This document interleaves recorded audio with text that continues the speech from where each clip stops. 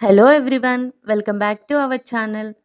Regular egg fried rice తినేసి bore కొట్టేసిందా?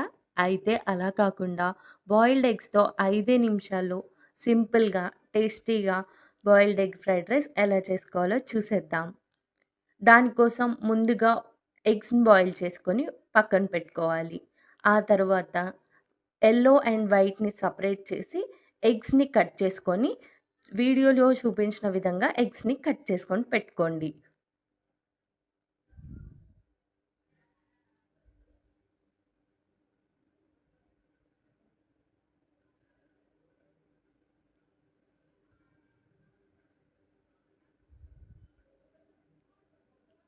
ఇప్పుడు పాన్‌లో 2 స్పూన్ల నుంచి 3 స్పూన్ల వరకు ఆయిల్ వేసుకొని వేడి చేయండి.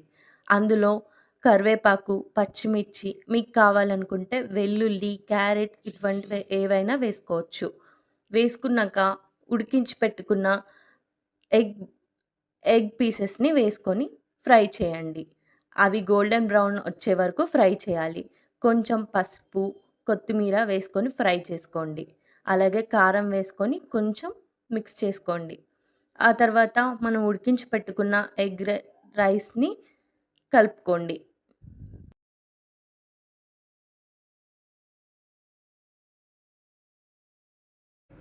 అందులో ఇప్పుడు 1 స్పూన్ ఆఫ్ కారం, half spoon of salt and chicken masala, pepper powder వేసుకొని 2 మినిట్స్ పాటు టాస్ చేసుకోండి. హై ఫ్లేమ్‌లో టాస్ చేసుకోండి. సో, త్వరగా అయిపోతుంది.